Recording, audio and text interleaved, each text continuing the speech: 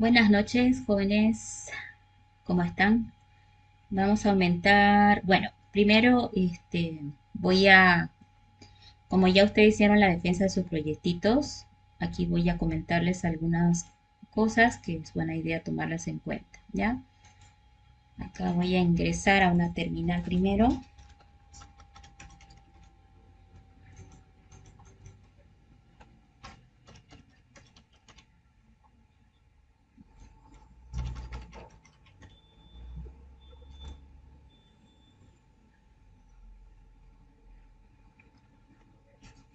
Recuerden que ustedes trabajaron en un script, ¿no? Que hacía la copia de seguridad, ¿sí? Entonces, en los grupos la mayoría lo ha hecho, ¿no? Sin embargo, acá hay unos pequeños comentarios a las mejoras que se pueden hacer en un script de este estilo. El script funcionaba como una tarea programada a determinada hora, fecha de cada día. Ahora, ustedes se supone que no estamos enfrente del monitor de pantalla viendo lo que hace el sistema. Entonces se supone que el script está funcionando en background, se ha disparado y se ha ejecutado. Pero la pregunta es, ¿cómo sabemos si realmente se ejecutó o no el script? ¿No? Y si hubo error al ejecutarse. Entonces voy a hacer un pequeño paréntesis a lo que tocaba hoy para explicar qué es lo que podemos hacer para determinar si el script hizo lo que tenía que hacer y si lo hizo correcto o no. ¿Ya? Entonces, más o menos acá voy a ver dónde estamos, en una carpeta en la que hemos estado trabajando. Mm, si no me equivoco, teníamos programas. Aquí voy a hacer un nuevo programa. Le voy a mandar copia y no va a ser el mismo, pero pues la idea es qué es lo que hay que aumentar, ¿sí? Vamos a ponerle permisos.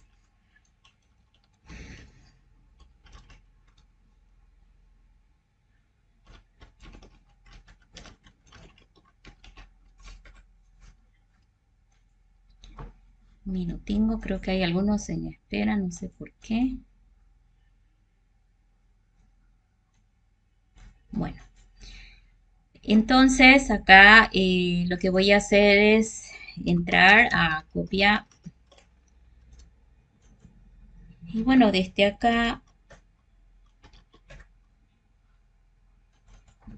primero, pues aquí voy a poner que esto es una prueba.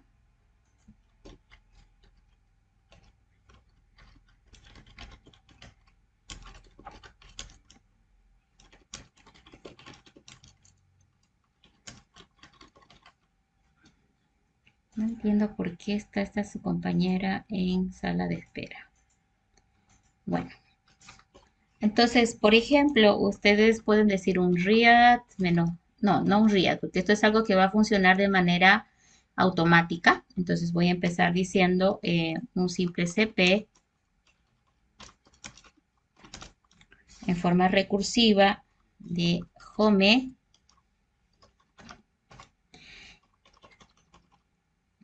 Por ejemplo, yo soy el usuario ofimática, ¿sí?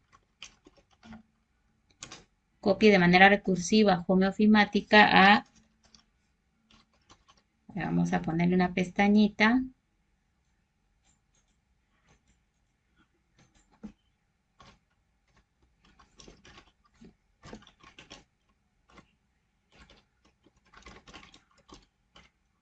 estudiante BKP.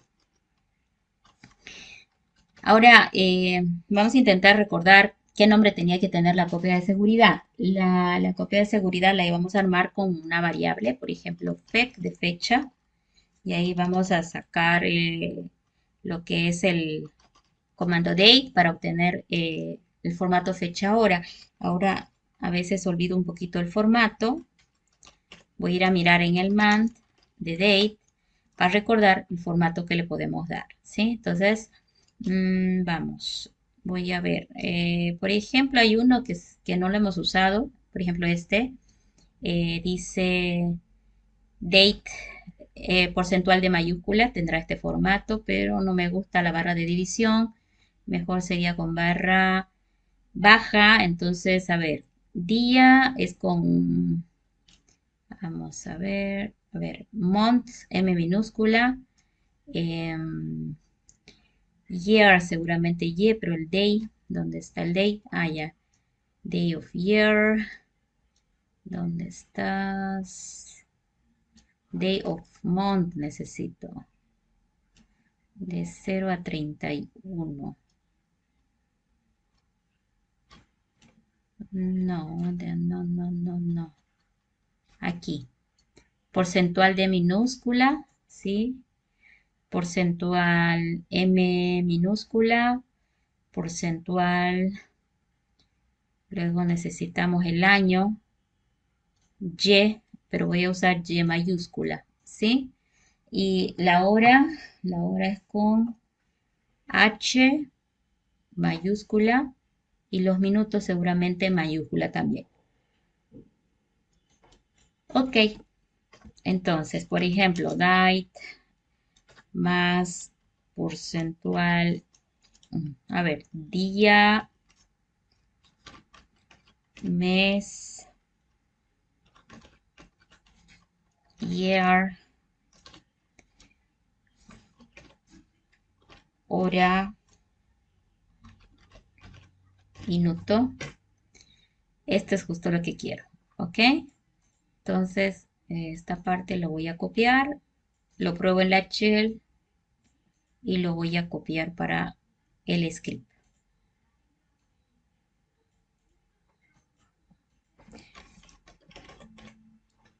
Entonces acá le decimos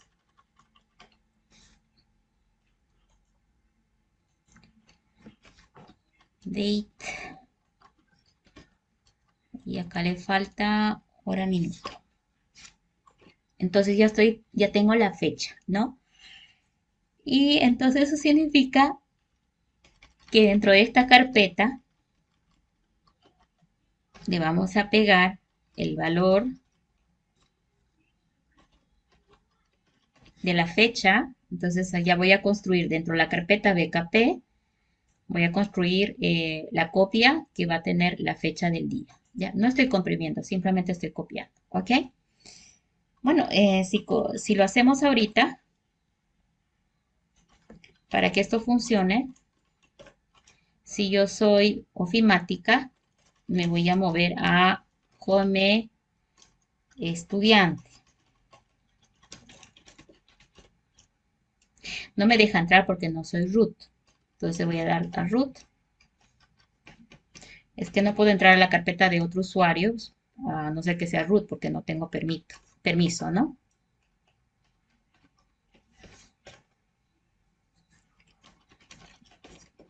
Entonces ya estoy entrando a estudiante. Y aquí vamos a crear la carpeta, ¿no? mkdir, bkp. Y dentro de estudiante ya va a poder a esa carpeta vaciarse la copia de seguridad. Ahora, voy a volver otra vez a ofimática. Lo que hice fue muy rapidito moverme como root al directorio home de estudiante y ahí como root he creado la carpeta BKP. Es todo lo que hice, aunque lo hayan visto muy rápido. De todas maneras, tengo en el destino de la copia la carpeta donde se va a copiar. Ahora esta copia solo va a ser exitosa si lo hago como root. ¿Por qué? Porque estoy haciendo una copia dentro de la carpeta de otro usuario y eso requiere que me vuelva root o el usuario que va a disparar.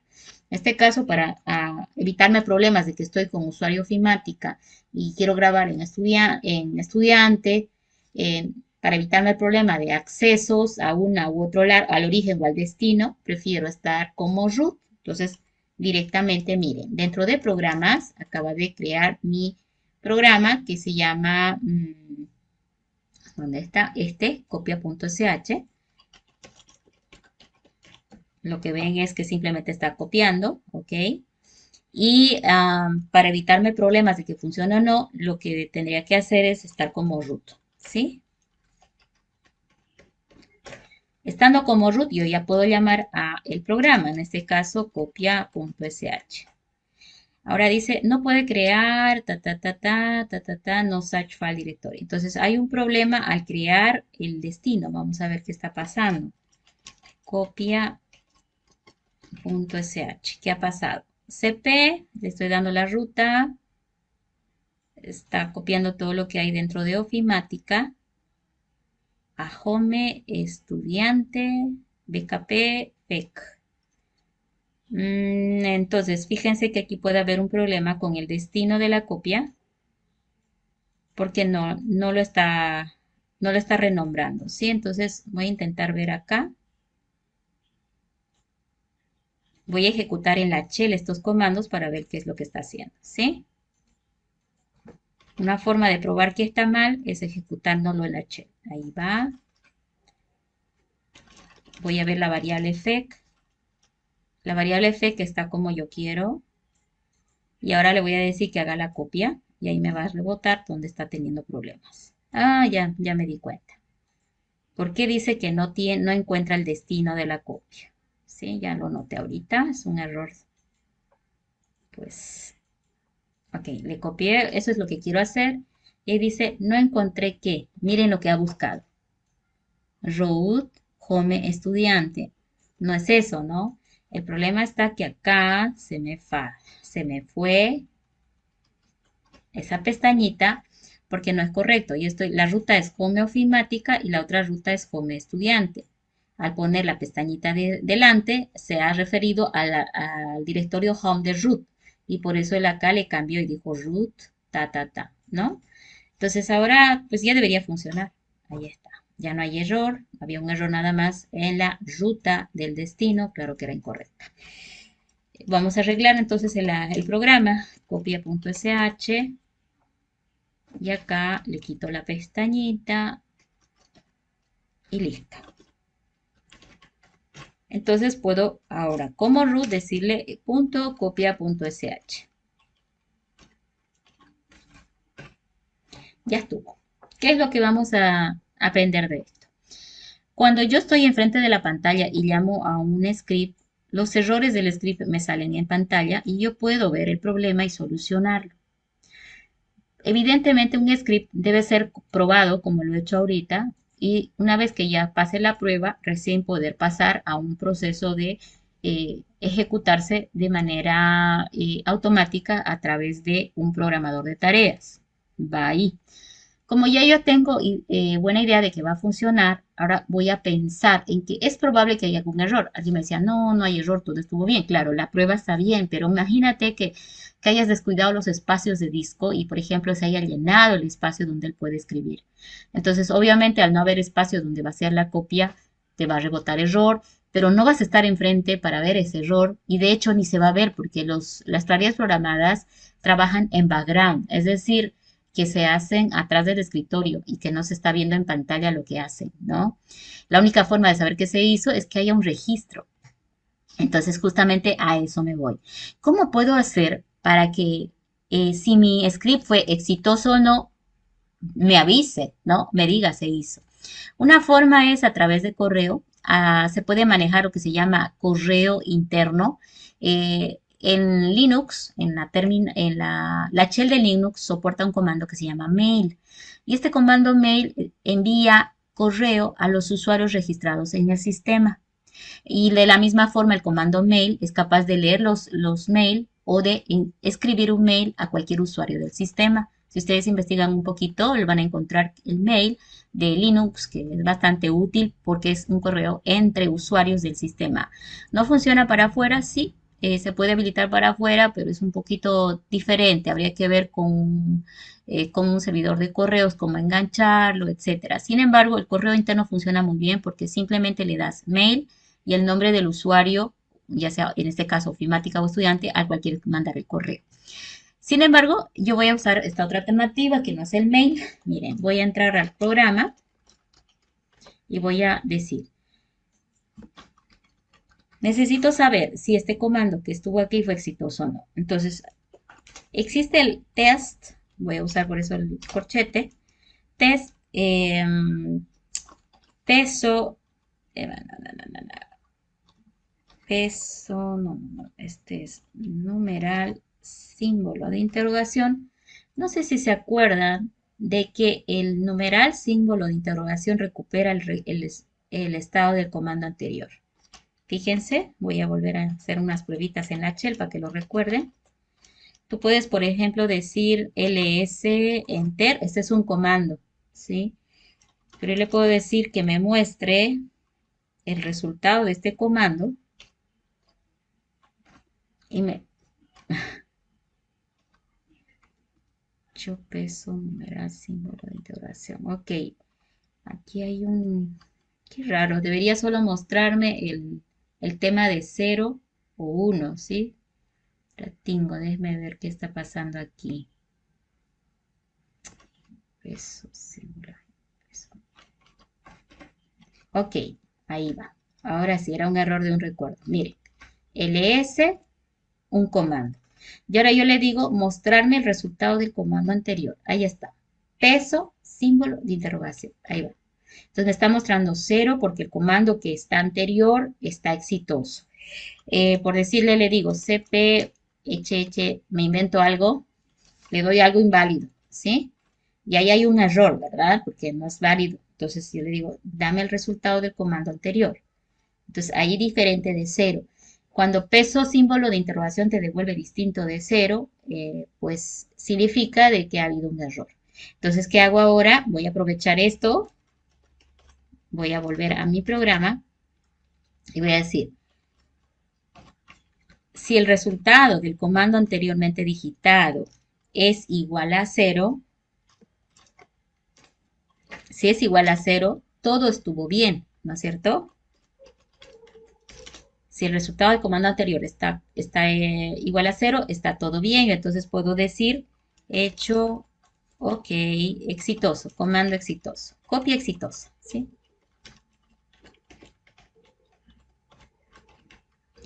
Pero por else voy a decir hecho, error, copia no realizada.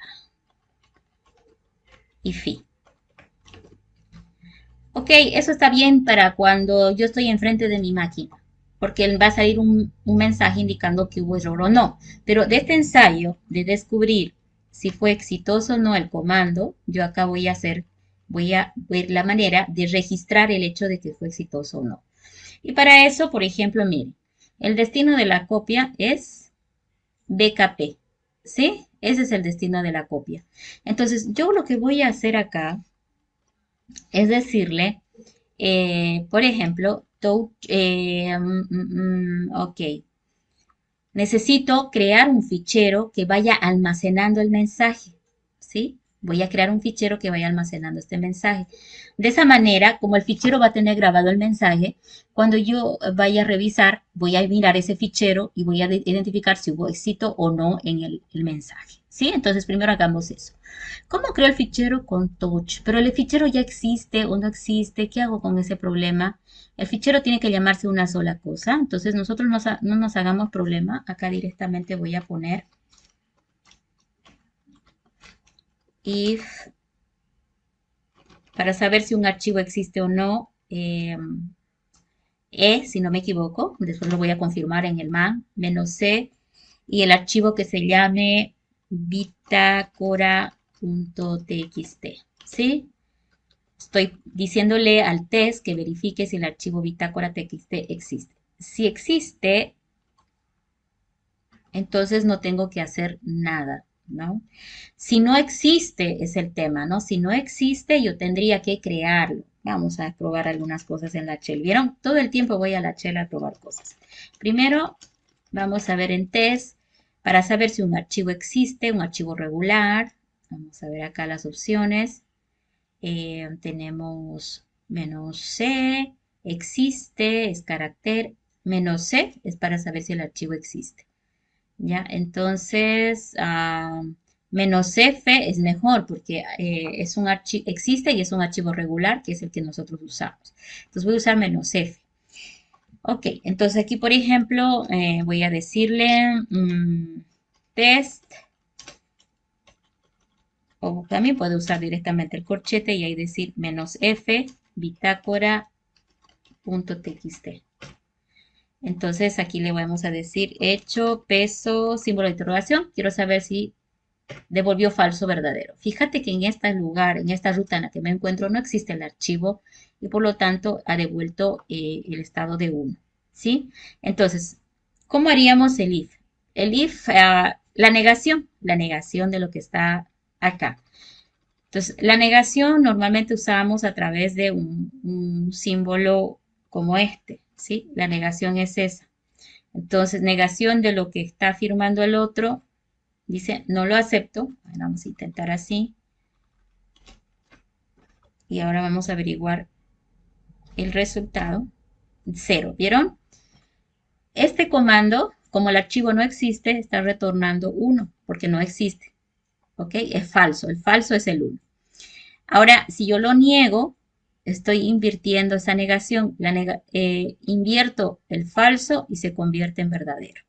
Entonces, yo acá en mi programa ahora voy a decir, la opción es "-f", pero voy a decirle, si realmente no existe, en caso de que no exista el archivo, entonces lo voy a crear con touch. Ahora, ¿dónde voy a crear bitácora? Ah, eso es importante. ¿Dónde debería estar este archivo bitácora? En /home, ¿sí? Hay que darle la ruta completa, pues, ¿no? Si no va a haber error. Home /estudiante, barrita bkp, barrita bitácora txt. Entonces, en el misma carpeta bkp donde va a estar la copia, estoy verificando si existe el archivo bitácora. Como este comando dice, ¿es verdad que no existe? Si es verdad que no existe, entonces lo voy a crear. Entonces, ¿qué voy a crear? Voy a crear este fichero. Porque si ya existe, pues ya no es necesario crearlo, ¿no? Ya existe.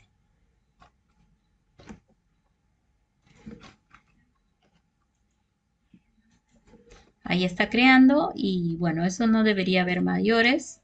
Fin para terminar. ¿Listo? Con eso aseguro de que el archivo ya existe y bueno, ahora vamos a ir pensando. Como el archivo ya existe, yo necesito registrar si fue exitoso o hubo un error, pero lo más importante, es importante registrar esto. A qué hora, fecha, día, minuto, segundo ocurrió el mensaje. Si se fijan, aquí ya lo tengo en la variable fec. Fec ya tiene atrapado la fecha hora de cuando se quería hacer la copia. Entonces, directamente aquí le voy a poner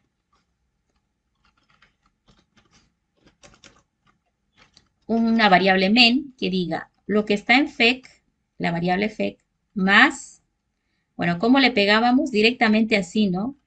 Doble comilla, dos puntitos, espacio, copia exitosa, por ejemplo.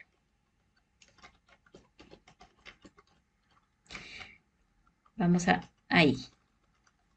Recuerden que en doble comilla el Linux interpreta el significado del peso, por lo tanto al ver el peso FEC va a interpretar todo esto, ¿sí? El valor que tiene la variable FEC la va a atrapar y va a registrar con unos dos puntitos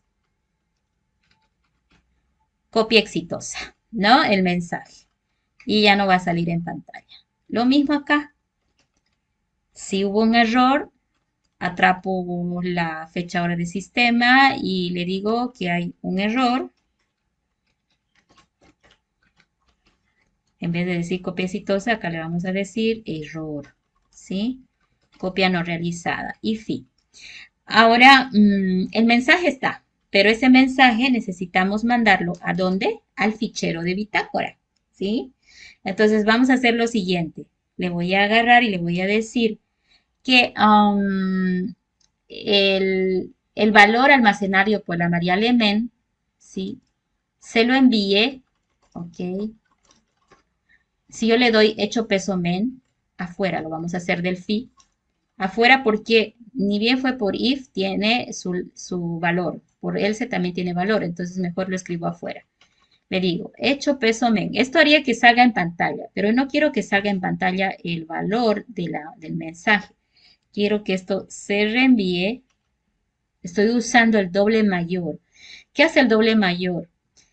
Si el archivo ya existe, a lo último, abajo le va a pegar el mensaje. Este mensaje se lo voy a mandar al archivo bitácora que aquí teníamos. A este archivo. Entonces, que estoy haciendo, el mensaje, ya sea exitoso o no, se lo estoy mandando a almacenar al archivo bitácora. Doble mayor hace de que no sobrescriba, sino lo actualice. A la información que va a tener le va a pegar la nueva información, ¿no es cierto? Entonces, luego del comando, lo que tendría que hacer yo es ir y revisar el archivo a ver si fue o no exitoso. Vamos a ver. Ok, estamos como root. Le voy a llamar al programa. No tengo acá nada. No sé si fue exitoso, no sé si fue error. Lo mismo te va a suceder. Cuando tu tarea programada se dispare, tú no sabes. Entonces, ¿qué tengo que hacer? Bueno, voy a ir a Home Estudiante.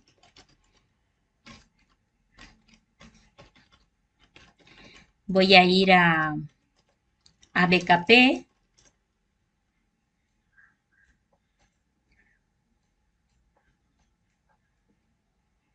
Hay un problemita ahí de espacios.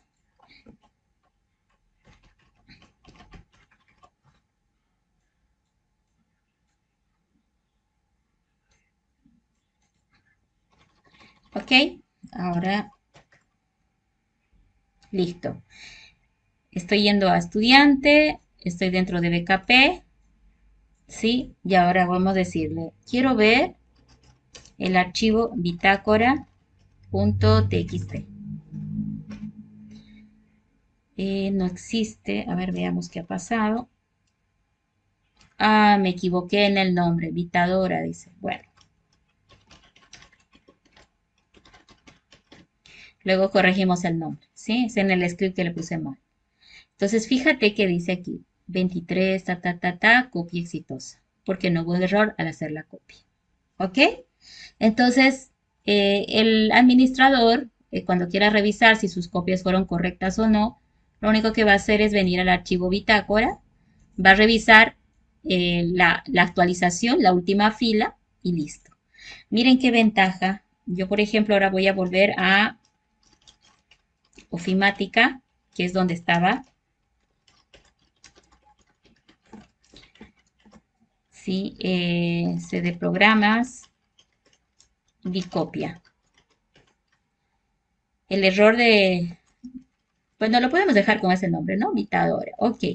Miren, esto, cada que se ejecute el programa, va a mandar al archivo bitadora el error que ha capturado. Para que vean el error, voy a hacer un a propósito acá.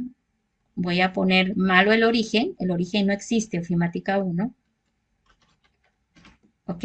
Y ahora, estando en root, le voy a decir punto copia.sh. Estoy ejecutando el programa. Yo sé, ahorita lo veo, pero cuando esté disparado como tarea programada no lo vas a ver. Entonces voy a ir ahora a Home Estudiante, BKP, y ahí tengo cat dictadora.txt. Entonces, miren, aquí hay un error, porque esta última copia a las 20:30 no fue exitosa. ¿Sí? Entonces vamos a revisar qué está pasando. La copia exitosa no está correcta. Vamos a revisar nuestro script. Aquí debería decir error, no se pudo hacer porque ustedes evidentemente aquí vieron que hubo un error al momento de efectuar la copia, ¿sí? Y yo sé que este es el mensaje porque está con 30, es la que se hizo después. No hay problema, vamos a revisar qué es lo que pasó.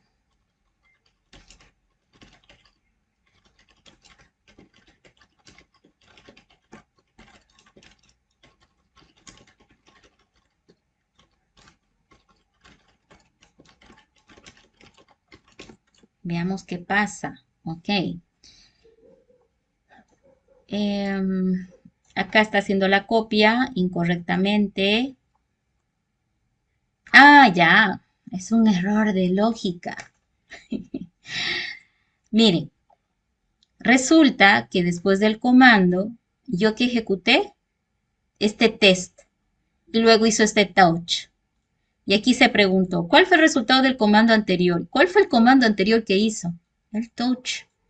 O la pregunta. Cualquiera de los dos. Hizo pregunta o hizo touch, el comando anterior es o la pregunta o el touch. Porque si hizo la pregunta y nada más, está testeando si la pregunta fue correcta. Y si hizo el touch, está viniendo y revisando si el touch fue exitoso. Entonces, aquí hay un error de lógica. Esto solamente recupera el resultado del comando en la línea anterior, si lo quieren ver así. Entonces, hay un error de lógica que yo lo voy a corregir diciendo, todo esto no puede estar ahí porque yo necesito que ni bien haga la copia, revise si fue correcta o no. Esto tiene que ir pegadito. Entonces ahora yo puedo decir, bueno, después de que ya sabe si hay error o no, ahí recién le preguntaré si existe el bitadora y si existe lo creo, si no, mando el resultado del mensaje a bitadora. Ahora sí. Entonces, mucho ojo con la lógica a veces, ¿no? Se me pasó ese detallito, pero revisando la lógica me di cuenta, ¿ok? Grabemos y volvamos a revisar. Punto copia punto sh. Estoy ejecutando ojo como root para tener los permisos de acceso a la origen y destino, ¿no? Muy bien, esto lo estoy viendo, está perfecto, pero vamos a ver qué ha pasado en home estudiante. BKP. Voy a ver bitadora.txt. Entonces ahora sí. Copia no realizada. Entonces, ahora sí, ya lo tenemos resuelto el problema. Para que el ejercicio quede mucho mejor, hay que pensar en esos detalles, ¿no? De la falla, el error, el atrapado. Fíjense que el archivo bitadora simplemente va a crecer y crecer y crecer. Cada día que se haga la copia de seguridad va a registrar si fue exitosa o no. Entonces, al administrador, ¿qué va a hacer? Bueno, cada día revisará el archivo bitadora. Si encuentra que hay error, lo tendrá que hacer a mano para identificar el error. Los errores de copia normalmente no son de espacio en disco, ya es peor si son copias de seguridad. Yo ahorita me obligué a mí misma a que haya un error para que haya registro de error, ¿sí? Pero ahora vamos a dejarlo como es, correcto. Ok, y me voy a ir a ofimática y voy a ver el copia.sh, ojo, intencionalmente yo le hice fallar para que haya error, pero no es este el error que vas a tener, ¿no? El error va a ser normalmente que esto tal vez pudo ejecutarse, pero al no haber espacio en disco, sí va a ser esto inválido, ¿no? Entonces, otro tema también puede ser atrapar el error, ¿no? De repente el error que hubo, peso símbolo de interrogación te da el error, pero bueno, ya eso se puede analizar en frío, porque el administrador, por ejemplo, pudiera agarrar y copiar esto y ejecutar el comando en la terminal, ¿no?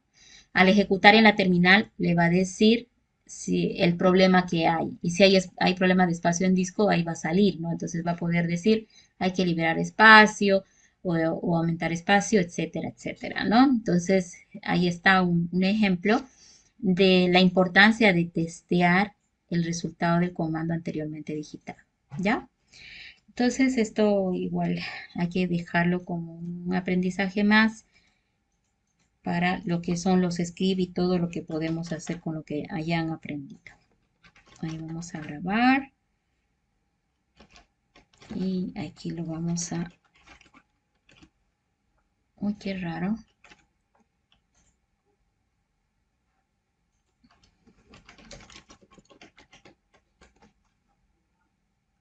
Voy a hacer como una especie de copiado. Me acuerdo que ya permitía hacer copias, pero vamos a ver si lo deja.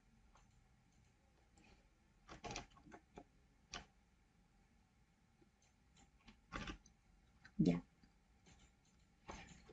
Ok, con eso ya terminaríamos esa parte. Ahora nos vamos a ir a una pequeña introducción a lo que es virtualización, de lo que son servidores.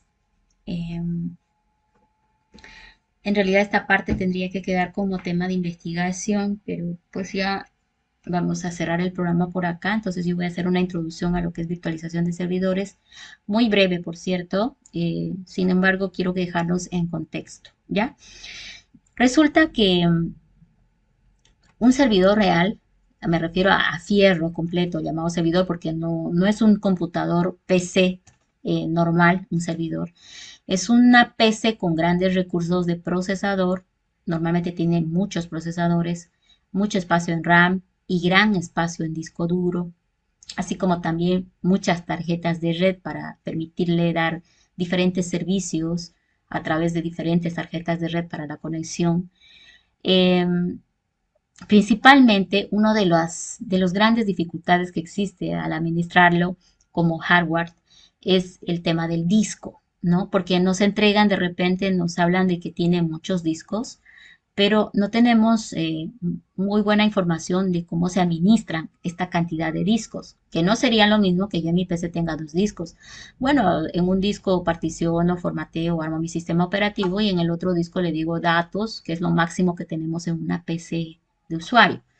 Entonces es donde se habla ya de lo que se llaman los famosos discos write. Write significa arreglo, ¿sí? Arreglo de discos significa. Entonces cuando nosotros nos entregan normalmente un servidor, nos lo entregan con un arreglo de discos, es decir, una pila de discos. Cada uno es un disco independiente físico, ¿ya? Y viene con algunas propiedades, ¿no? Los servidores al punto de que si se daña uno de los discos, él puede continuar adelante, pero ya en el panel que tiene delante, en la caja case, sale la alerta, ¿no? De que el disco está con falla y algunos servidores son tan potentes o tan flexibles que permiten al usuario, mientras el servidor está encendido, simplemente retirar, porque el disco está como si fuera un DVD, ¿sí? Se presiona el botón y se retira el disco y en caliente, o sea, en encendido, te permite introducir el nuevo disco para reemplazarlo, ¿no? Otros servidores requieren de que tú apagues el servidor y ya estando apagado, entonces sacas, retiras, porque no necesita corrientes como un, bueno, funciona como un resorte de expulsión, ¿sí? Entonces le presionas, expulsa el disco y pues lo reemplazas y una vez reemplazado se enciende el servidor nuevamente y él normalmente está configurado desde su propia BIOS. Su BIOS tiene una zona de configuración, bueno, no realmente su BIOS, sino tiene otro programa adicional a la BIOS que también reconoce a los discos y si en el siguiente reinicio ve el cambio de disco que hiciste, él solito se reacomoda y trabajas de manera normal. Ya, ahora, cuando vamos a organizar los discos para funcionar en el servidor, normalmente hay dos alternativas. Uno, utilizar el software que viene en el servidor para configurar los discos write, ¿sí? Y otro es utilizando un software externo, es decir, que no usas el del servidor, utilizas otro software para configurar los write. Lo que se ha visto normalmente es que lo mejor es que si el server ya trae el software para configurar sus discos RAID, lo utilices. Ahora, el tema es que cada modelo de servidor del HP, IBM, marca, modelo diferente, traen una versión de software acompañando al servidor que no es exactamente la misma en todas. Pero en genérico funcionan bastante similar.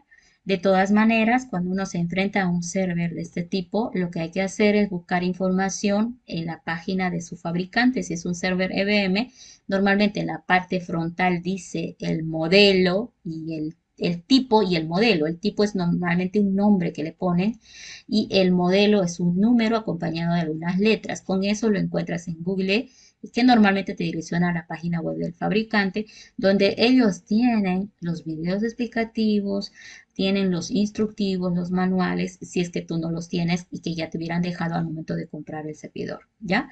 Entonces es mera investigación esto. Entonces, no puedo yo mostrarles en realidad cómo es esto, pero es muy similar a la BIOS, la aplicación, porque es un ambiente de consola a veces donde sí funciona el mouse. Y para poder entender cómo hacer la configuración, mínimamente hay que tener idea de los tipos de configuración que se pueden hacer en los discos RAID. Es que hay decisiones a tomar, ¿no? A partir de ahí, dependiendo de lo que se va a hacer.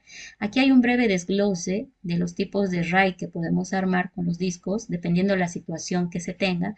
Está la 0, por ejemplo, la RAID 1 y la RAID 5, que son las más populares, ¿ya?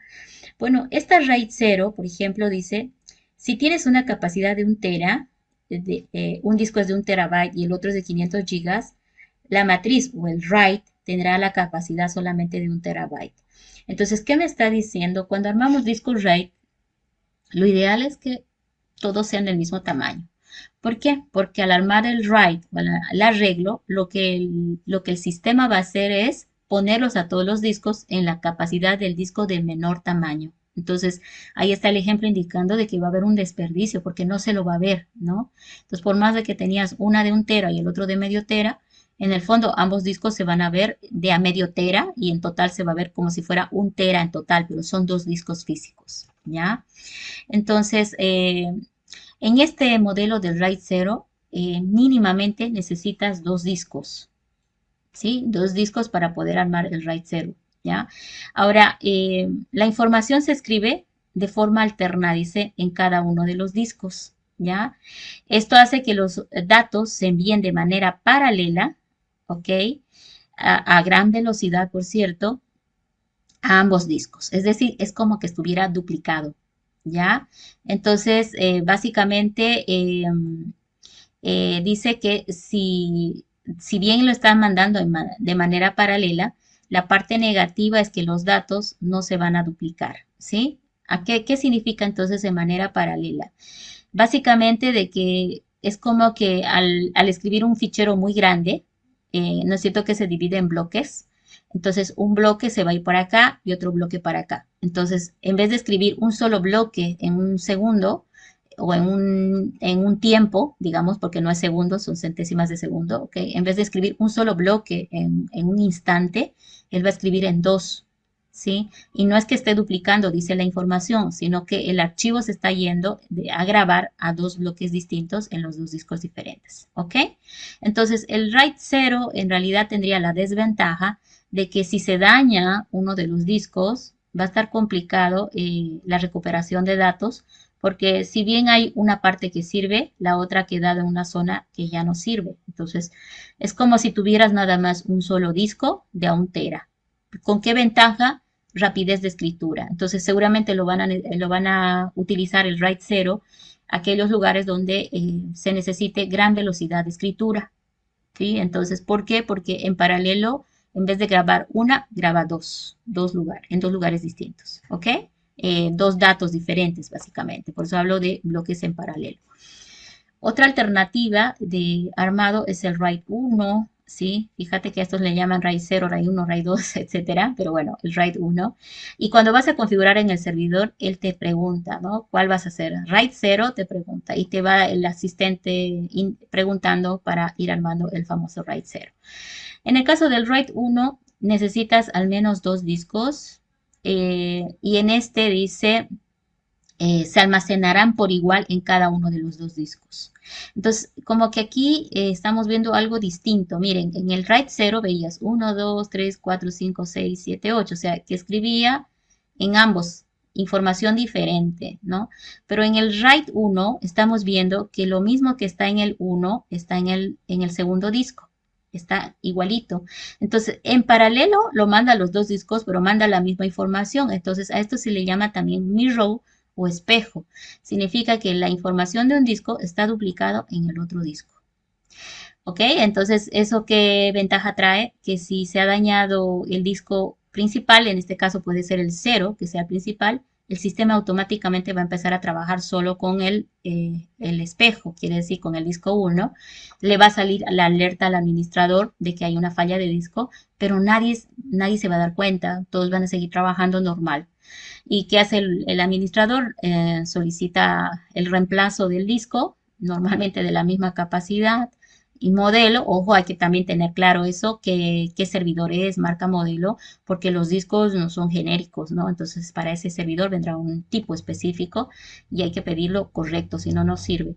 Entonces, una vez que él tenga ya ese disco, normalmente hay que apagar el servidor, introducir el nuevo disco y en el siguiente reinicio, el mismo software, al detectar que ya está funcional, el disco de reemplazo vuelve a trabajar en paralelo sin necesidad de que tú hagas mucho. ¿Ya? Entonces son los discos espejo. Yo he trabajado con el RAID 1 y funciona muy bien, ¿sí? Se daña el uno y pues ahí sale la alerta y te da pues el tiempo de poder reemplazar porque los usuarios no notan, ¿no? Este tema de que está fallando el otro disco. La misma desventaja en el caso anterior. Si son de diferente tamaño, el RAID se va a acomodar al de menor tamaño. ¿Sí? En este caso, si uno es de 1 tera y otro es de medio tera, es como si en el fondo el RAID mirara 1 terabyte en completo. ¿Por qué? Porque va a mirar a cada disco de a medio tera. Por el tema del espejo, ¿no? Es que no, si uno es más chico que el otro, no podría hacer el espejo, ¿no? Porque se quedaría sin espacio. El más popular, sin embargo, es el RAID 5. Este último que, bueno, saqué más información. Eh, este RAID 5 es más popular porque es como que más flexible cuando tenemos que dar muchos servicios con un servidor. ¿A qué se refiere muchos servicios? Por ejemplo, que el servidor te sirva de servidor proxy para poder hacer lo que se llama una barrera de protección contra ataques externos, una. Dos, puede hacer también de un servidor web para alguna aplicación web que se tenga en la organización. Se puede también ahí configurar un servicio para el control y acceso al Internet a los usuarios. Es decir, tú puedes darle a un servidor más de un uso. Normalmente nuestros servidores son de propósito múltiple, entonces el usuario ahí le va a cargar un montón de servicios que están relacionados con diferentes softwares y aplicaciones. Entonces aquí, por ejemplo, dice que en el RAID 5 necesitas mínimamente 3 discos duros. ¿Ya? Esta es la más popular porque es más flexible para el caso de cuando tu servidor tiene muchos servicios, ¿ya? Su funcionamiento, claro, es más complejo, ya que los datos se van a distribuir entre los discos que tenemos en el RAID, ¿ya? Y uno de los discos al final va a quedar como copia de seguridad. Esa es la ventaja del RAID 5. Es como si tuviera al 0 y al 1 a la vez. ¿Por qué? Observemos acá, por ejemplo, dice 1, 2, 3. Es decir, que a la vez está escribiendo los 3 discos. 1, 2, 3. B1, B2, B3. Está escribiendo a la vez. Ahora, la ventaja, dice, es que se puede tomar que uno de los discos sea de copia. Por ejemplo, mire, el disco 3 en esta zona tiene la copia, por eso dice AP. Y en este disco 2 la copia está en BP. Aquí la copia está en CP y aquí la copia está en DP. ¿Sí? Entonces, se va a tener sí o sí uno como fuente de datos o backup, ¿no? De copia de seguridad, eso es lo que se refiere. Entonces, la información se divide en bloques que se distribuyen, ¿no? De forma equitativa entre los discos que tenemos. Entonces, visto de una manera más genérica, aquí que tenemos, pues discos de acceso rápido, uno, lo que teníamos en el RAID 0, ¿sí? Y tenemos el tema de una copia de seguridad de la información. Fíjate que gracias a esa copia de seguridad se podría recuperar en caso de que hubiera falla en alguno de los discos, ¿no? Entonces, sin embargo, tiene algunos elementos negativos. La primera es que el mínimo de discos duros necesarios es 3 y no 2 como en las anteriores configuraciones, ¿ya? Eso significa más dinero. Entonces, y también depende, ¿no? Los servers vienen con un número de discos ya de fábrica. Se puede adicionar discos, pero eso requiere una inversión económica, ¿no? Entonces habrá que tomar en cuenta si se la va a hacer. La segunda es que si 2 discos fallan, cosa que sería algo fatal, en realidad yo no he tenido ese problema.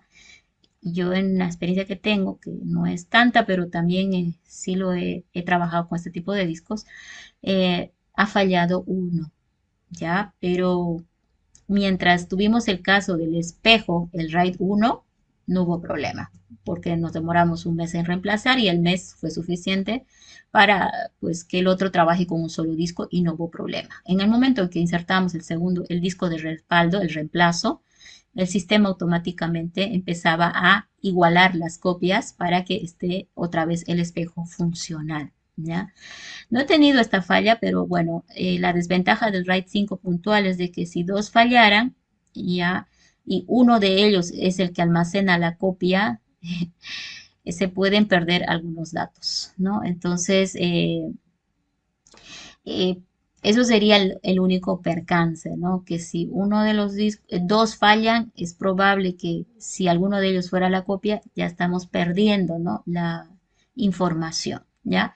Aunque es muy raro. Ahora, normalmente para evitar estos temas, los servidores necesitan hacer lo que se llama el mantenimiento y la vigilancia constante.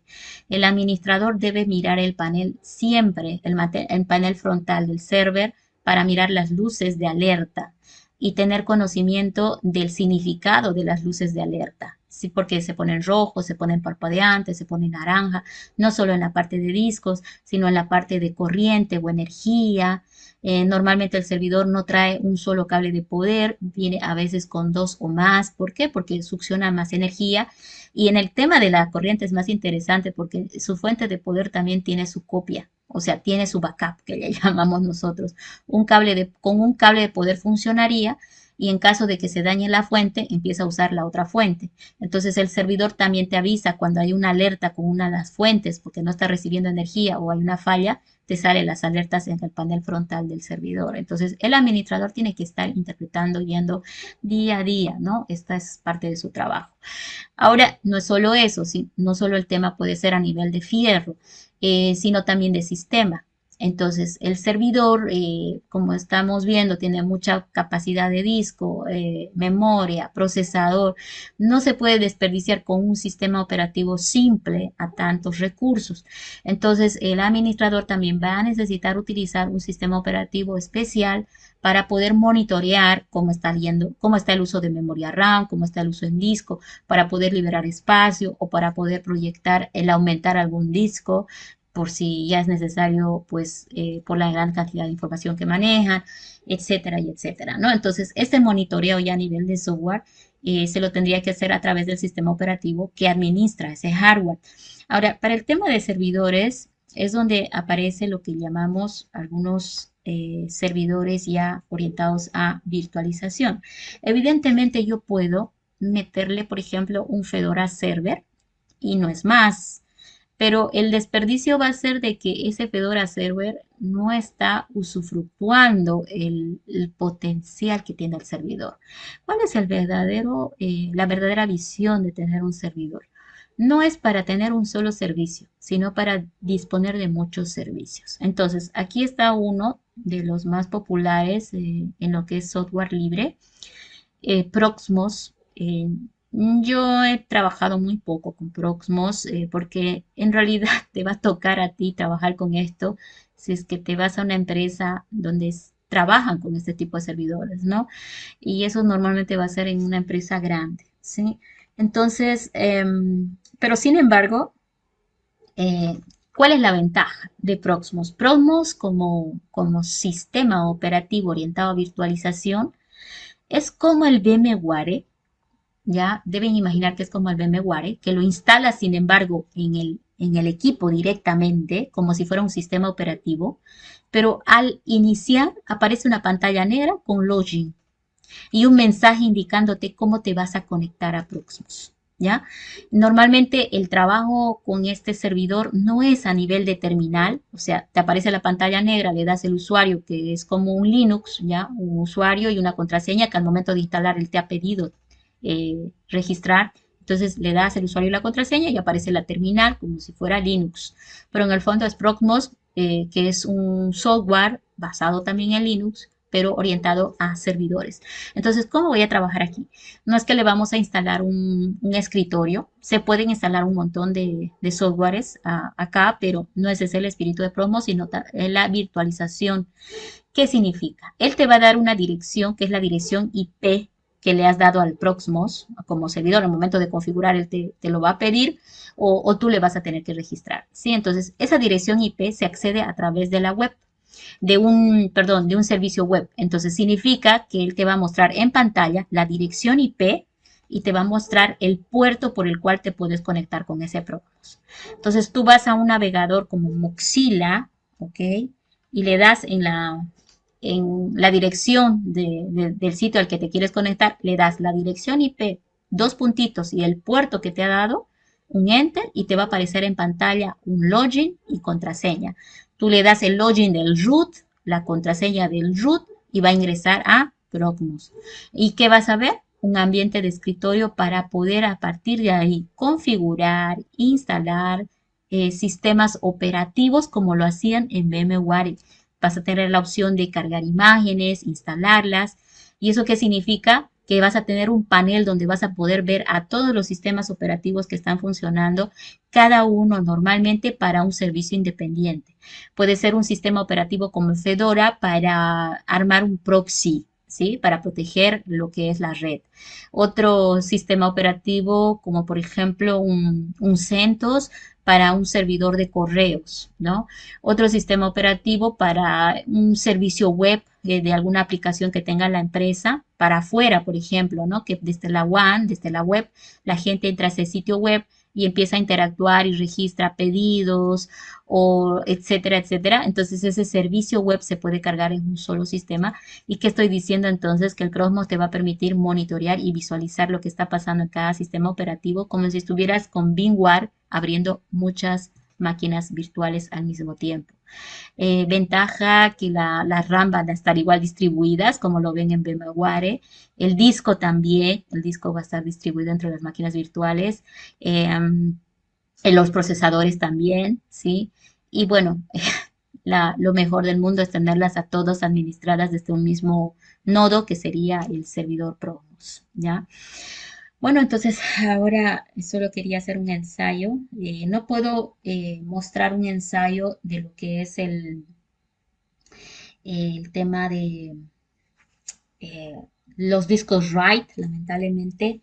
Aunque si ustedes buscan en internet, en VirtualBox te enseñan a simular la configuración de los discos RAID, pero también si buscas en internet, ¿no? Configurar discos RAID, servidor, ahí van a ver muchos videos, algunos son, creo que la mayoría están en alemán, sinceramente, pero tienen traducción en inglés, ¿ya? Y otros están en inglés y unos cuantos hay en español, entonces tú ya de acuerdo a lo que puedas entender mejor, puedes ver los videos, te explican cómo se arman los discos RAID, te van explicando un poco del RAID 0, del RAID 5, el RAID 3, o sea, los que existen y te van dando ventajas, ¿no? Entonces, pues como esta es una breve introducción nada más, bueno, ahí voy a quedar en esa parte. Ahora, en VirtualBox y en VMware se puede instalar el Proxmox sin ningún problema. Hay, bueno, hay muchos sitios, acá les he cargado algunos sitios donde está cómo instalar, cómo habilitar la virtualización, etcétera. Lo único malo es que no he podido simular la instalación de los otros sistemas operativos en VMware. O sea, VMware sí te deja instalarlo el Proxmox, pero he tenido algunas dificultades al querer cargar los sistemas operativos virtuales que va a administrar, porque te das cuenta que VMware ya es un virtualizador y Proxmox es otro virtualizador, entonces ahí me sale un error, si no me equivoco, que está marcándome un error en la configuración de mi BIOS y pues ya no tuve tiempo de ir a revisar en mi BIOS el mensaje de error que me pide revisar. Pero bueno, esto ya está pues para ustedes investigar. Entonces, vamos a intentar hacer un pequeño ensayo en VMware de esta parte. Así no se van con esa pendiente, ¿no? Con esa curiosidad. Bueno, para tener más memoria voy a cerrar el anterior, que no tengo mucha memoria RAM. Vamos a cerrar este. Bueno, acá ya tengo uno instalado, pero lamentablemente pues anoté la contraseña en un lugar que accidentalmente borré el papelito, entonces pues no puedo mostrar esta que ya ensayé, pero pues vamos a intentar crear una nueva. Estamos acá ya viendo la virtualización, por favor. Me voy a ir por Custom, ¿sí? Next. Y acá le voy a decir que voy a instalar. Fíjate que es como un Linux lo que voy a hacer. Ahora acá no es un Linux, le vamos a decir Other y tratar de buscar si hay alguno que se acomoda. ¿Sí? Other, por ejemplo, acá podría decirle Other de 64 bits, porque el Prosmos es de 64 bits. Otra forma es decirle Linux y ver si aquí hay varios Linux kernel, ¿sí? Entonces, lo mejor sería ponerle un Linux Other, porque Prosmos sí es de esa línea. Entonces, voy a escoger uno que vaya a los 64 bits.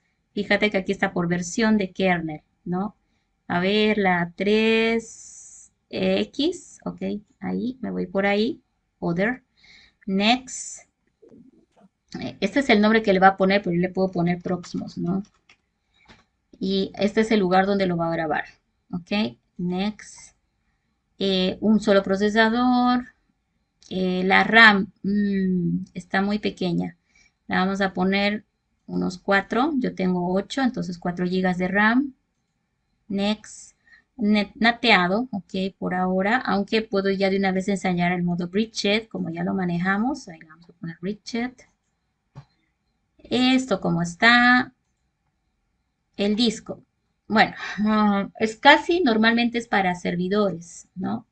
Next, que cree el disco virtual y el tamaño de disco, ok, normalmente en un servidor es bastante grande, ¿no? Voy a poner 256, recordemos que solo va a ocupar lo necesario. Le está poniendo ese nombre al disco y ahí terminamos. Voy a ajustar nada más el bridget. Ok, ¿qué pasa? Que el bridget está automático, pero preferimos decirle a uno específico. Como no sé cuál está bridget acá, voy a ir al Virtual Network Editor. Voy a definir cuál va a ser el bridget para evitarme problemas. La 2, por ejemplo. Le voy a dar en la 2 Change Settings. Y en la 2, esto la voy a cerrar para evitarme problemas. Aquí está, ok. Entonces, fíjense que en la 2, Bridget, bueno, con la de Change Settings, ok, ahí está la 2, dice Realtek PCI. Esa es la tarjeta de red. Esta es la red cableada, ¿sí? PCI, Realtek es la red cableada. Ahora tenés también la Microsoft Wi-Fi Direct Visual Adapter. Me voy a ir por esta, ¿sí? El PCI Realtek Family Controller. Ok, lo que importa, que la VNet 2 está bridged y tiene una tarjeta específica por la cual va a salir el modo puenteado. Le damos OK. Y ahora acá le voy a decir bridged custom y vamos a ir por la VNet 2, que es la que era bridged, ¿sí? Y el CD-ROOM le vamos a agarrar a el instalador de Proxmos. Vamos a ir a buscar el instalador de Proxmos. Bueno, acá tengo varias versiones y la verdad que olvidé cuál es la que probé. Entonces voy a arriesgarme por irme por esta.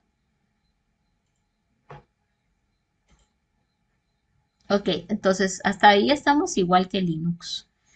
Como no tiene nada más esta máquina virtual, es decir, no tiene ningún otro sistema, le voy a dar directamente Power On y va a iniciar el proceso de instalación con el CD. Ahí está el Proxmos. Le voy a dar Install Proxmos directamente, Enter. Realmente no pregunta muchas cosas, ¿no? Esto es muy similar a hacerlo en la vida real. Bueno, en un servidor real tendrías que tener la imagen de Proxmos en un flash booteable y arrancar desde el flash el instalador para que el servidor lo vea y pueda arrancar. El servidor, igual que una máquina de usuario, tiene su BIOS también en la cual puedes configurar la secuencia de boot, etcétera, y de esa manera personalizar, ¿sí? Entonces dice, no se soporta el KVM virtualización. Esto es lo que les comentaba, por eso no pude yo probar en mi máquina, una vez que instalé Prosmos, no pude probar la instalación de otros sistemas operativos. Ya esta opción no la tengo. Sin embargo, ok, aquí le vamos a decir ok, cerrar ahí, me deja instalar Proxmox. Lo que no me va a dejar, según esto, es hasta que yo resuelva mi problema en la BIOS, que no he podido entrar a ver, la verdad, ¿sí? Hasta que resuelva ese problema en la BIOS, él no me va a dejar crear aquí máquinas virtuales como lo hacemos en VMware. ¿Listo? Entonces, esta es la licencia, le decimos I agree, está dando alguna información general. Cuando terminamos la configuración me va a habilitar un ambiente de interfaz gráfica para administrar a través de un web browser, puede ser un Mozilla, ¿ya? Acá abajo está saliendo información del origen del disco donde va a ser la instalación. Aquí, si hubiera más discos, pudiera seleccionar, pero él va a instalar en ese disco. Acá hay algunas opciones que de repente podemos configurar, como por ejemplo el file system, está agarrando un extendido 4, pero están viendo que aquí pudiéramos hablar de los RAID también. Miren, los RAID era lo que les comentaba. Cuando tú no has hecho la configuración de discos RAID en el mismo servidor, el Procmos también te puede configurar discos RAID. Ya, esta opción ya se los dejo a la curiosidad de ustedes. Tendrían que probar cómo les va con un RAID, por ejemplo, de 2, pero para hacer un RAID de, perdón, de 1, recuerden que necesitan 2 discos. Y yo ahorita tengo uno solo. No me dejaría a mí decirle quiero RAID 1 porque no tengo 2 discos duros, ¿ya? Pero ustedes lo pueden hacer, ¿no? Pueden hacer la prueba y el ensayo. Ahora, no es lo más recomendado esto, ¿no? Porque lo que haría Procmos ahorita es él como software ir a buscar discos y ver armar el RAID 1 de esos discos que encuentre. Lo ideal es que lo hagas primero en el software que viene ya en el servidor. Ahora, ¿cómo entro a ese software? Es otra tecla diferente al ingreso a la BIOS. Entonces, cuando tú tengas que trabajar con un server, tienes que averiguar para esa marca modelo cuál es su tecla de ingreso a la BIOS. Dos, cuál es su tecla de ingreso a su software de administración, que es donde puedes ver el tema de los discos RAID. Promos, por otra parte, si no detecta esta configuración, te permite que él mismo lo haga, pero es como que esto ya es en una fase, en una capa más superior. Entonces, no es lo más ideal. Lo ideal es hacerlo en el fierrito, ¿sí? Directamente. Yo voy a dejarlo como extendido 4, como si fuera un Linux, el único disco que tengo, y ok, eso es lo que va a hacer. Next. Me está hablando algo de configuraciones. Miren el detector ya la que había. Esto es pues el problema por el cual yo ahora estoy con ustedes volviendo a instalar. Yo no pensaba hacer esto porque pues me voy a anotar la contraseña. Tiene bastantes requisitos, ¿ya? Entonces voy a tratar de poner algo de que no vaya a olvidar otra vez.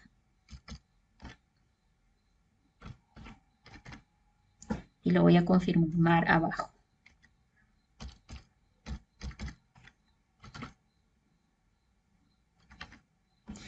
Aquí debe ir un correo, bueno, voy a usar el mío.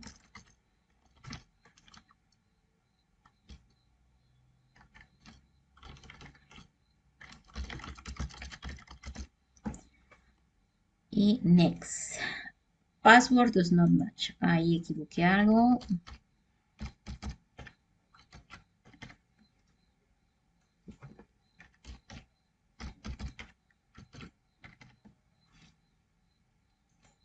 Me lo agarró el password, entonces ahí está. Hostname.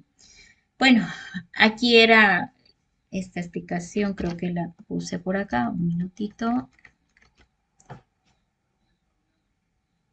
Bueno, normalmente te anda pidiendo estos datos durante el proceso de instalación, ¿ya? Estos datos va a depender de la máquina en la que tú estés trabajando.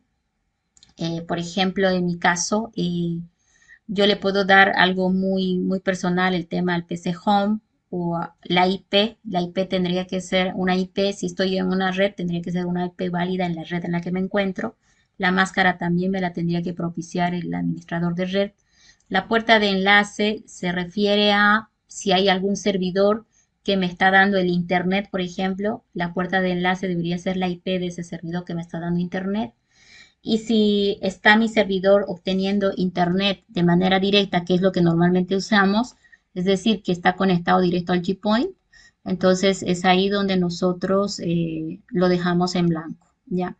Ahora, si nos pregunta por un DNS y no sabemos, le podemos poner directamente el 999, que es el de Google, ¿no? Y ahora vamos por acá. Acá, el hostname. Entonces aquí, por ejemplo, le voy a poner directamente, por ejemplo, a ver, har156.com. ¿Ok? La IP address, como ahorita, ¿te acuerdas que le dejamos Bridget? ¿Sí? Y yo estoy conectado a un router, mi computador real, mi máquina real está conectada a un router y ese router le reparte IPs dinámicas. Entonces, ese router le ha asignado directamente esta IP, la 6. Esta es la puerta de enlace, es la dirección de mi router que está repartiendo el internet. Esta máscara es la clásica 255.255.255.0 y este se está poniendo como el DNS principal. Ahora, este DNS, ¿de dónde lo sacó? Igual, de la configuración del router que yo tengo. ¿Ok? Next. Entonces, él me está haciendo un resumen, ¿ya? De todo lo que ha hecho. Acá está indicando el hostname también. Y bueno, ahí va la otra información y dice automáticamente reiniciar cuando termine la instalación. ¿Ya? Install. Y bueno, esto va a tardar un tiempito y ahí va explicando, ¿no? Un poquito de lo que es el espíritu de Proxmox, ¿ya? Entonces, este tema de Proxmox, ahí está la página. Yo quiero comentarles de que es muy rara de repente la vez de que te vas a encontrar con la necesidad de esto, porque normalmente muy pocos manejan este tema de la virtualización. Esta es la verdadera virtualización en realidad, ¿sí? La gran ventaja, como les decía, es aprovecha al 100 el hardware que tiene un servidor. Ahora, funciona administrativamente similar a un Linux a nivel de terminal, pero Proxmox es una versión bastante abierta, tiene foros enormes donde hay mucha información, mucho apoyo también de la comunidad, ¿no? Para los problemas que uno tiene y los va escribiendo. Eh, este software es libre y ya para paga te habilitan más servicios, es verdad, pero lo necesario básico está libre para que uno lo descargue, lo instale. Una empresa seria, sin embargo, pues al final va a optar, ¿no? Por pagar licencia. ¿Por qué? Porque a veces puede haber fallas extrañas en el sistema y van a necesitar apoyo técnico o soporte, ¿no? Entonces ellos, para poder disponer de un soporte 24/7 que se llama, es decir, que pregunto y me responden, va a tener que comprar licencia. El que compra la licencia tiene la ventaja de que tiene respuestas 24/7 de manera inmediata. Cuando tu software está pues, con licencia gratuita, te puedes hacer uso de los foros, donde hay, como les comentaba, bastante información. Es solo tiempo lo que le falta a uno para entrar y seguir aprendiendo, ¿ya? Eh, y bueno, ese sería el tema, ¿no? Entonces ya todo dependería del técnico que se va a encargar. Si tiene bastante habilidad para encontrar la información, todo lo podrá resolver al finalmente a través de los foros mismos de Promos y a través de sus sitios web. Y si no, va a tener que solicitar la compra de la licencia para por lo menos tener soluciones inmediatas a los problemas que pueden presentarse. Es que imagínate que haya una falla tan general que el mismo Promos se haya bloqueado y no levante, o sea, que se haya bloqueado significa que no te deja, se colgó, ya esa sería la palabra, y que tú al reiniciar no levante, ¿no? Entonces ahí de repente ya necesitas apoyo. Normalmente el apoyo es virtual, ellos a través de la red se conectan con tu server y pues una vez que se conectan, ellos tienen archivos de bitácora que permiten que identificar el problema que tienes, ¿no? Y con eso darte un apoyo a la solución al problema que tienes. Ahí está Proxmox, ha reiniciado. Entonces le voy a decir que entre con Proxmox Y como les comentaba, aquí me va a habilitar una ventana tipo terminal, en la cual yo voy a poder ingresar, pero pues la administración es a través de la web. Ahí está la información de cómo conectarse a través de un web browser. Ahí está el login, root.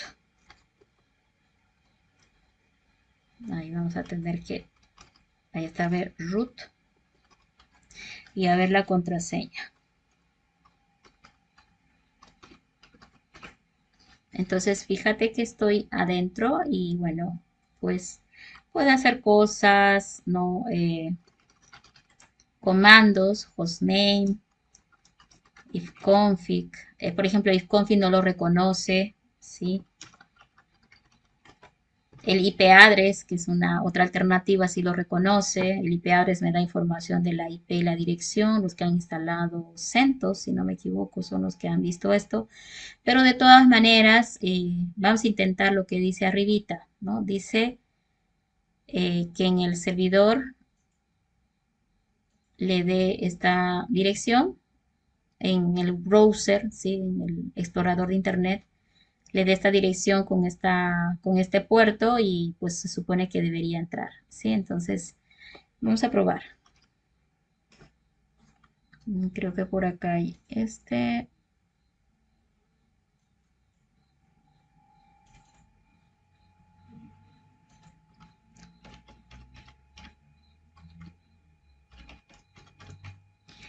10 puntitos, 8006, si no me equivoco.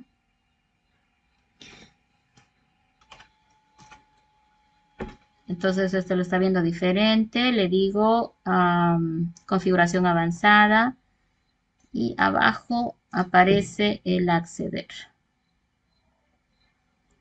Y acá era, ¿no? Root, contraseña.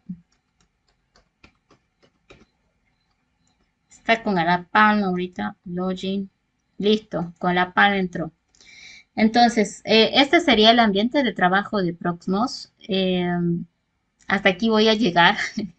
Se pudiera, miren, acá arribita hay documentación, crear nueva máquina virtual, ¿sí? Acá está tu usuario, acá hay icono de ayuda, acá te está dando información de lo que estás en este momento, estás solamente con el monitor central, pero si hay máquinas virtuales que se están administrando, aquí van a aparecer enlistadas. ¿Sí? Enlistadas, tú haces un clic y vas a poder acceder a ámbitos de administración de ese sistema. Y acá, bueno, algunas cosas interesantes que puedes ver, por ejemplo, el storage, que es el almacenamiento, te va a ir indicando información de cómo va el uso, etcétera, ¿ya? En algunas métricas, ¿sí? Algunas métricas que puedes agregar acá. Métricas se refiere a monitoreo de uso, ya, por ejemplo, la red, etcétera. Un poquito del tema del firewall. Ahorita no hay nada configurado, por eso es que me aparece todo absolutamente vacío. El firewall, acuérdense que es la barrera de seguridad. Si hubiera servicios como por ejemplo el Internet que estuviéramos distribuyendo a un grupo de usuarios o una red, aquí aparecería, ¿no? Información al respecto. Bueno, en realidad es muy poco lo que podemos ver cuando no está instalado completo, o sea, no está funcionando con sus máquinas que está administrando, porque todo esto va a ir mostrando más opciones a medida que yo habilite aquí las máquinas virtuales que hay que administrar. Y bueno, esa parte ya, pues no, ya no pude ensayar en VMware, ¿no? A nivel de virtualización. Porque si te das cuenta sobre una máquina real, tengo el VMware que es un virtualizador. Y encima de VMware, en VMware le estoy poniendo un Proxmox que es un virtualizador. Entonces, no ensayé, pero en lo que vi en algunos sitios de internet decía que se podía hacer todavía aquí el ensayo de crear nuevas máquinas virtuales para poder ensayar lo que es el monitoreo, ¿no? De sistemas operativos desde un mismo panel, ¿no? Bueno, eso era todo lo que quería mostrarles para cerrar la materia. Eh, este, el contenido que estaba proyectado para la materia, en realidad, hasta donde revisé, ya está concretado con las notas que voy a sacar para la siguiente semana. El día martes ya conversaríamos sobre cómo vamos a finalizar. Y no estoy muy segura si en esta materia teníamos 2 o 3 parciales. La verdad que ya no lo he revisado en la plataforma. Voy a ver cómo se proyectó. Es que este es ser el último semestre donde Sistemas 2 está con este programa. El próximo semestre se va a cambiar el programa de Sistemas 1 y 2 para ajustarlo más a lo que es la licenciatura.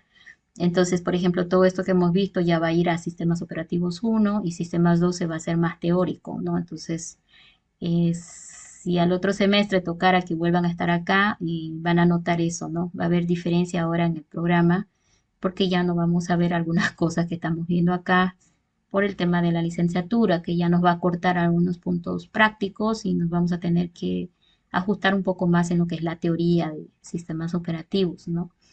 Pero de todas maneras, en la parte de proyectos va a ir cosas como esta, ¿no? La investigación de Progmos, que es la novedad que he puesto en este semestre. Y bueno, mucho no se puede probar porque no tenemos en verdad un servidor con el cual podamos trabajar este tipo de cosas. Pero pues todo lo que podamos probar virtual nos va a acercar más a la realidad y no nos vamos a encontrar con más adelante con cosas que no sepamos, ¿no? Cuando nos hablen, por ejemplo, de virtualización, nos van a hablar de promos y hay otro más. El otro es de la línea de Microsoft. Recordar el nombre en este momento, Citrix, ¿ya? Si no me equivoco, se llama Citrix. Ese es otro que ya tiene un ambiente, ya no es orientado a terminal, tiene su administrador web también, pero ese, por ejemplo, tiene una parte que es libre y otra de paga.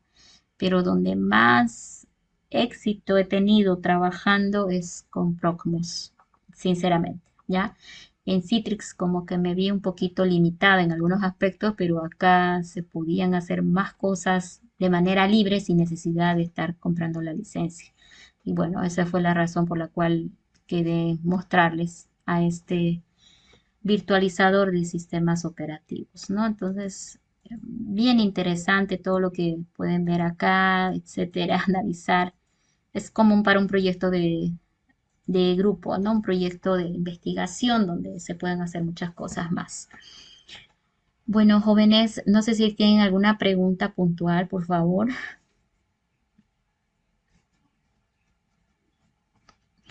Ya, entonces el día martes, perdón, lunes, vamos a ajustar el cómo va a terminar la materia. En la plataforma tiene que estarle saliendo ya sus notas, ¿sí? Sus notas de examen, etcétera. Si tienen alguna consulta sobre su examen, etcétera, me la pueden hacer también.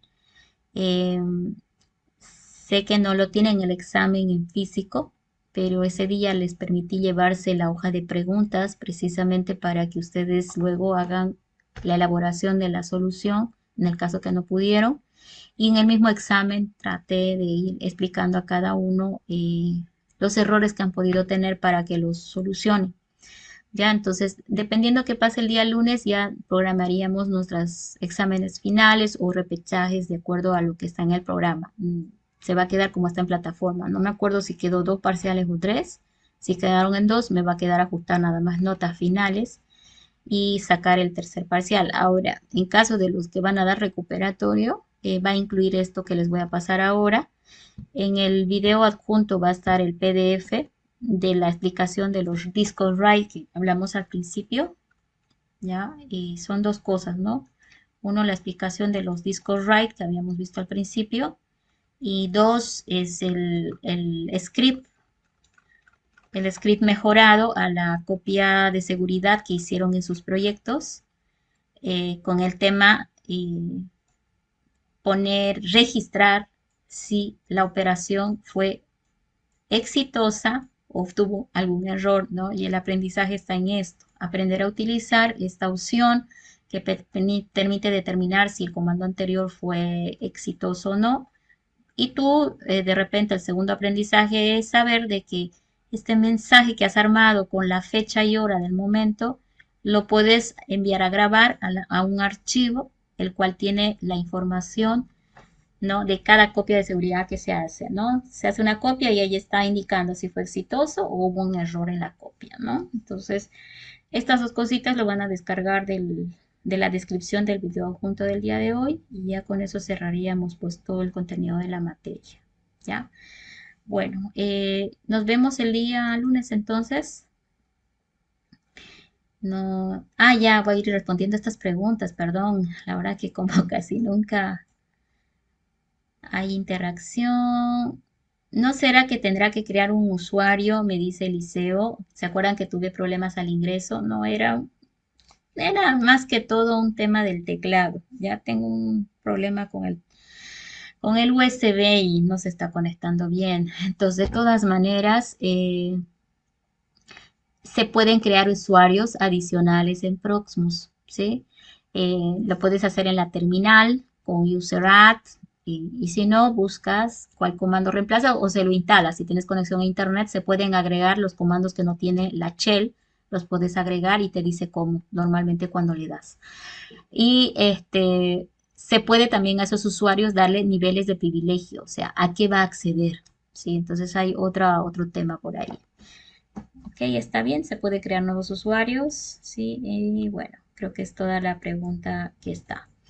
Aunque les comento que acá siempre logueamos como root, porque si voy a entrar acá, lo que yo quiero es administrar y para tener permiso de administración es root, ¿no? Entonces, pues ahí está la razón por la cual normalmente vamos a intentar solo entrar en modo root. Ahora puedes crear otro usuario que sea también con privilegios, ¿ya? A modo seguridad, es cierto. Es muy fácil olvidarse la del root. Les digo que de la anterior máquina que probé, olvidé la contraseña del root y por eso no la pude usar para mostrar y tuve que mostrarles el proceso completo que es desde la instalación que han visto que no era gran cosa, ¿no? Simplemente es lo mismo que hacíamos en Linux. De repente la diferencia está en la parte de los discos, que ya se los dejo a ustedes, probar, por ejemplo, disco RAID 1. Para probar un RAID 1, que sería el que recomiendo, el espejo, sería que creen acá en el VMware dos discos. ¿Sí? Esa no la probé, la verdad que me da curiosidad, ojalá que ustedes sí les dé. Me refiero a que si acá Proxmo le digo apagarse, cosa que nunca se hace en un servidor, pero bueno, ahí lo apago. Aquí tendrías que crear otro disco de 256 gigas, ¿no? Entonces ahí Proxmos ya lo va a ver a los dos discos y va a intentar iguales, por favor, mejor, los dos iguales, del mismo tamaño, para evitar el desperdicio que dijimos, ¿no? Que puede ocurrir. Entonces ahora el Proxmos sí va a ver estos dos. Entonces va a poder armar un RAID 1 en el cual uno es espejo del otro, ¿no? Entonces, pues sirve para que vean también que es posible hacerlo ahí. Bueno, jóvenes, con eso ya me despido de ustedes. Nos vemos el día lunes. Si tienen alguna pregunta del examen, lo repito, me lo pueden hacer al inicio. Yo se los esclarezco para que, pues, si hay que dar un repechaje, ahí vaya. ¿Listo? Ok, pasen buenas noches, jóvenes. Hasta luego.